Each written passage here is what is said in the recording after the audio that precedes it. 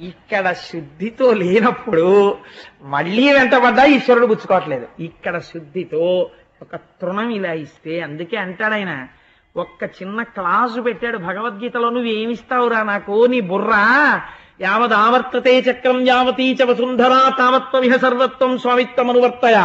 సూర్యచంద్రులున్నంత కాలం ఈ బ్రహ్మాండములన్నీ నావి.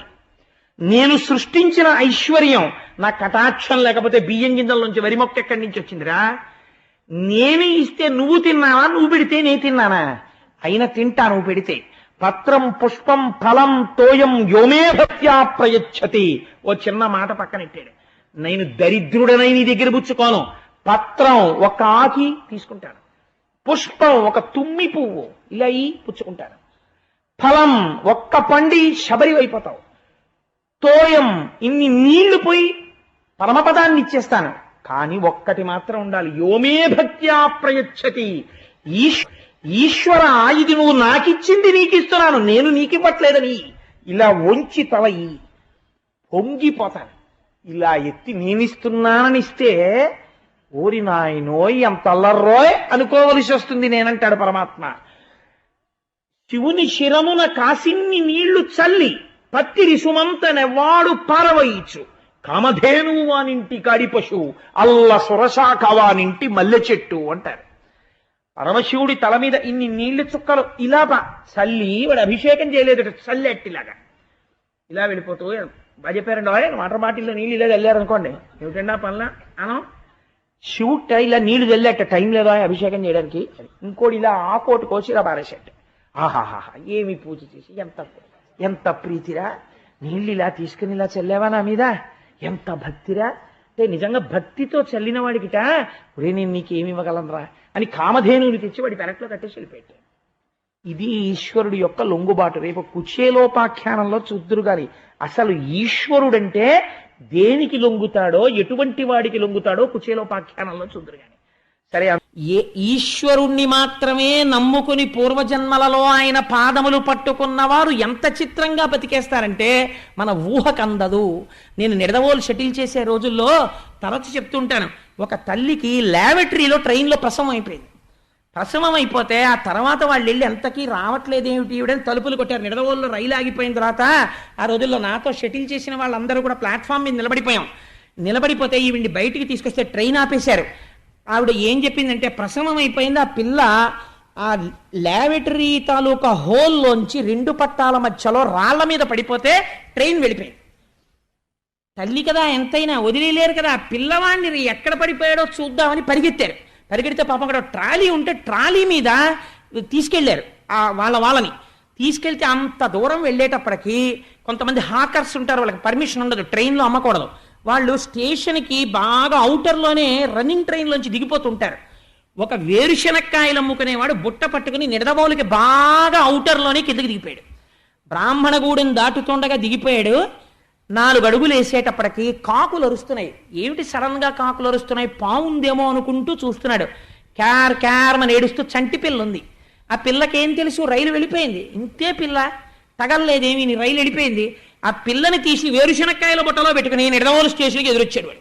ఈ పిల్లని తీసుకొచ్చి తల్లికి అప్పచెప్తే, నిజంగా ఆ రోజున మీరు నమ్మండి నమ్మకపోండి, మా జీవితంలో ఏదో అవుట్ ఆఫ్ టర్న్ ప్రమోషన్ వచ్చేసి మమ్మల్ని ఎస్ఆర్ఎం పోస్ట్లో వేసేస్తే ఎంత ఆనందపడిపోతామో అంత ఆనందపడిపోయాం.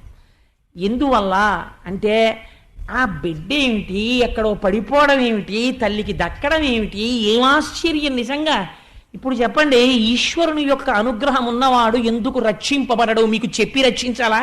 ఇలా ఉంటుందంటే మోడసాపరండి, ఇలా ఉండి రక్షిస్తానంటే మీకు చెప్పాలా? మీకు కావలసింది రక్షణ అంతే. ఆయన తలుచుకున్న నాడు పంచభూతములు ఆయన ఎందుకు రక్షించలేడు?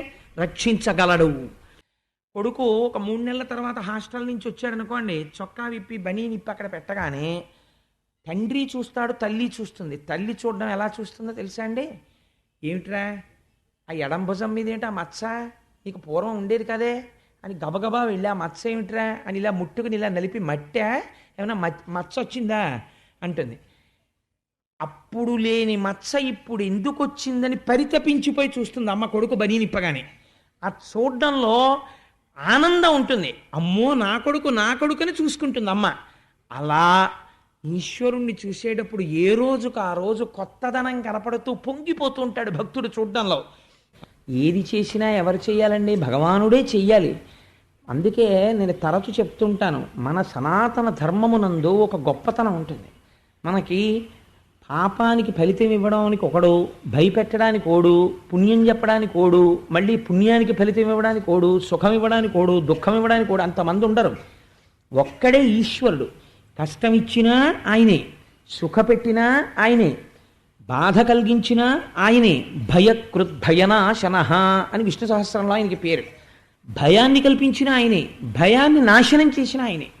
ఏది చేసినా ఆయనే చెయ్యాలి మహానుభావుడు. ఎంత చిత్రమో చూడండి. మనకి ప్రతిబంధకాలు ఇవన్నీ. ఈశ్వరుణ్ణి ఆరాధన చేయడానికి ఏదో కాస్త కాఫీ తాగాలి కదండి, అందుకని tea break, coffee break. Tiffin తింటే ఈశ్వరుడు అక్కర్లేదు, అన్నం తినేటప్పుడు ఈశ్వరుడు అక్కర్లేదు, ఆఫీస్కి వెళ్ళినప్పుడు ఈశ్వరుడు అక్కర్లేదు, అగ్నికార్యం చేసేటప్పుడు ఈశ్వరుడు అక్కర్లేదు. మనకి ఈశ్వరుడి కోసం కూర్చున్నప్పుడు ఈశ్వరుడి దగ్గర మనసు ఉండదు. కాబట్టి ఇంకా మనం చేసిందే ఉంటుంది, అసలు పూజ ఏమీ ఉండదు. కానీ ఆయన అంటున్నారు, ప్రహ్లాదుడి స్థితి ఏమి అంటే పానీయంబులు త్రాగుచున్, నీళ్లు తాగుతూ ఈశ్వరుణ్ణి చూసేవాడు. ఎలా చూసేవాడు? అలా ఎలా కుదురుతుందండి అని మీకు అనుమానం రావచ్చు. లింగ పురాణంలో వ్యాసుడు ఒక అద్భుతమైన మాట అంటాడు.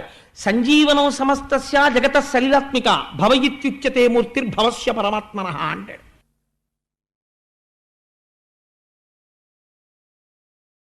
ఒక భూతమునకు వ్యతిరిక్తముగా వేరొక భూతమును ఈశ్వరుడు సృష్టించాడు.